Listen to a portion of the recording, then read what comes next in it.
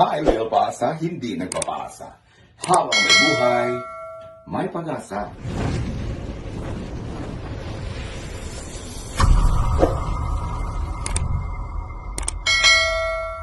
Hi, have a blessed Sunday, everyone. Today is our Sunday's Best with the Loyal Team. Offered to you para medyo makapag-reflect tayo ng kunti. Before calling our guest sharer for today, basahin ko muna ang gospel. Mark chapter 4 verses 35 to 41. When evening had come, Jesus said to his disciples, "Let us go across to the other side." And leaving the crowd behind, they took Jesus with them in the boat, just as he was. Other boats were with him. A great windstorm arose, and the waves beat into the boat, so that the boat was already being swamped. But Jesus was in the stern, asleep on the cushion. And they woke him up and said to him, "Teacher, do you not care that we are perishing?" He woke up and rebuked the wind and said to the sea, "Peace, be still." Then the wind ceased, and there was a dead calm. Jesus said to them, "Why are you afraid? Have you still no faith?" And the crowd, filled with great awe, and said to one another, "Who then is this, that even the wind and the sea obey him?" That is the beautiful words of God for today. Okay, mayroon akong kunting ginawang explanation. Wala kasi si Alma ngayon. Mayroon siyang tinitake na exam. So, kung gaano po kalakas ang storm sa yung ina-explain sa Bible, ganon din kalakas ang pagmamahal at kalaki ng pagmamahal ng Panginoon sa atin. So, wag nang sana tayong mabahala. There are crises that we did not create. Mga problema sa buhay na darating na hindi natin kagustuhan, hindi natin pinili. Kahit hindi natin gusto, ay mangyayari. Kusang dumarating at doon lalabas ang tunay nating pagkatao. Lalo ba tayong bumait o lalo ba tayong napasama? This more than 1 year COVID, the pandemic, is just like the storm. That is being emphasized in the Bible sa pagsakay ng mga apostoles, mga disipulo ni Christ din siya.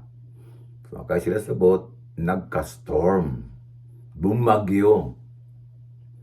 Lumabas pa ang tunay ng pagkatao, natakot, fear, anxieties. Diba? Doon natakot. Tayo din ngayon sa COVID. Natakot tayo. Then, lahat kasi tayo ay mga tao, vulnerable po sa mga pangyayaring ito sa buong mundo, yung COVID. So, doon tayo titirahin ng COVID. Bibiktimahin po tayo sa mga weakest moments natin kasi lahat tayo vulnerable. Walang pinipili ang very selfish na COVID. Di ba? Kung saan ang weakest point sa pagkatao, doon ka bibiktimahin. At doon din, una, lalabas ang iyong kakulangan ng pagtitiis. Maraming reklamo. Ikalawa, lalabas din ang katatagan ng loob mo hanggang saan ka tutungo o hanggang ano ba ang mangyayari. Puro lang tayo anxieties. So, tulad ng ating halimbawa sa boat na habang natutulog si Jesus, nabalaka sila. Lahat po ay nabahala. Pero si Jesus ay mahimbing na mahimbing. Lahat po na ay nabahala sa boat. Kahit si Jesus ay nasa kanilang tabi. If we have that faith, hindi sana tayo matakot. Balikan po natin ang lahat ng nangyayari sa ating buhay. Diba? Mga pangyayari sa ating buhay, mga karanasan natin, balik tanaw po tayo kung ano-ano bang mga naibigay ni Jesus Christ sa atin. Na kung dumating ang mga kalamidad sa ating buhay, medyo makalimutan natin siya at magreklamo pa tayo. Ang ating buhay, mga karanasan noon at ngayon, kumpara natin. Anong nagbago? Nagbago ba tayo? O lalong umuurong? Okay, so what lesson did we learn? Tanong natin sa sarili, ano bang lesson na kukunan ko? Prayerful ako noon, ngayon, hindi na? Or prayerful ako noon, ngayon, ay hindi ako prayerful noon, pero ngayon, prayerful na ako. May changes ba? Para maging mabuti tayong tao. Are we still the heart? I still have the heart to continue loving God, loving our God amidst this darkness. Ang crisis o pandemic ang napakita ito ng tunay nating pagkatao. And it shows our true colors or character. Kapit lang kapatid. Andiyan lang si Lord. At ito namang prayer ko, just quote the prayer of Pope John II. Sabi niya, why are you afraid if you know faith? Lord, you are calling us to faith, but our faith did not define much to our character. Believing that you exist and coming to you and trusting you. You are calling us to seize the time of trial as time changed. This is not the time for judgment. What matters most, what passes away. And to separate what is necessary and what is not. It is time to get back our lives to track. In this we ask. Through Christ our Lord. Amen. That is the prayer of St. Paul II. Ngayon, ang ating guest sharer ay walang iba kundi si Brother Jhun Lozano, ang ating Curia President dito sa Manitoba, sa Legion of Mary. Ito na po si Brother Jhun Lozano. Round of applause. A blessed Sunday to all my dear brothers and sisters in Christ. I'm Jhun Lozano, and I was asked by one of our fellow members of the Legion of Mary to share a short reflection or insight regarding our today's Sunday Gospel. So John chapter 3 verse 16. For God so loved the world that He gave His only Son, so that everyone who believes in Him may not perish, but may have eternal life. God gave His only Son, Jesus, and in fact, the name Jesus means God saves.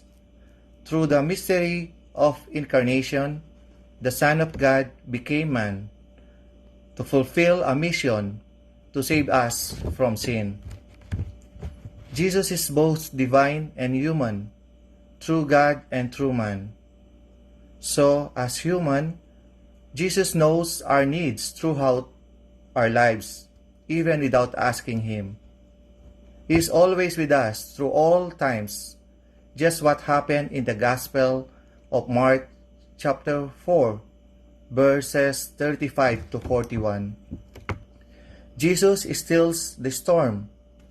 Jesus was with His disciples to cross the other side of the sea by boat, when a great gale arose and the waves beat their boats.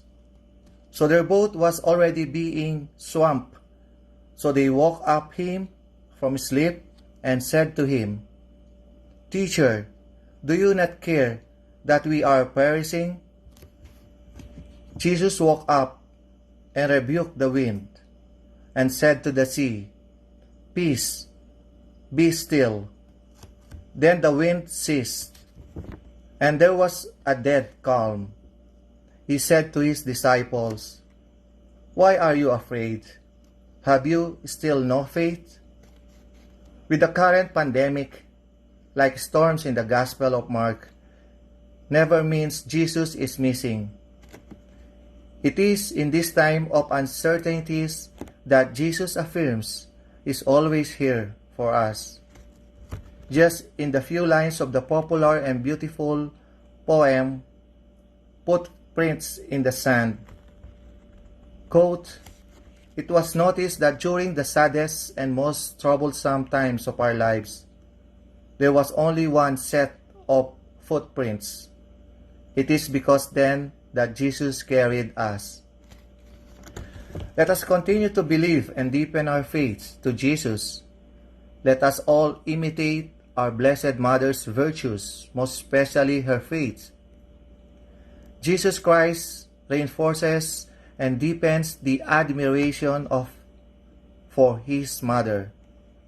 Do not bless her because of something physical, but rather because he has heard the word of God and has kept it and lived for it. No one was more closely united to Christ than she, because no one was more faithful to the word of God. No one heard the word of God more than Mary. She opened herself completely to it.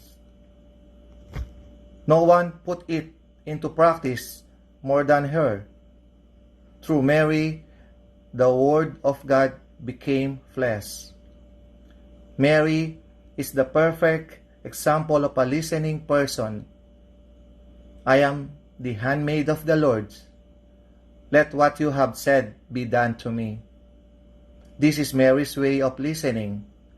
Through her, the Word became God with us, Jesus our Savior. Happy Father's Day, and may God bless us all. Thank you. Thank you so much, Brother Jhun, for that beautiful words that comes out from your inner heart. And yes, you're right. Malaki po ang love ng Panginoon sa atin. Sa sinabi ko na kanina na kung mas malakas ang unos, mas malakas ang bagyo, mas malakas ang problema, mas malakas ang pandemic, na parang na ano na tayo, tabunan tayo sa mga problema, huwag niyo na alalahanin niyo lang. Just be reminded that God's love is more than stronger than all our concern, kasi binigay niya ang kanyang only Son for us to be saved. So ito lang po ang sharing ko ngayong araw na ito. At si Loyal Paasa, si Luloy at si Alma ay magpapasalamat po sa inyong palaging pagsunod at pagwatch sa mga pulong ng Panginoon. Ito po si Loyal Paasa, hindi nagpapaasa. Habang may buhay, may pag-asa. To God be glorified.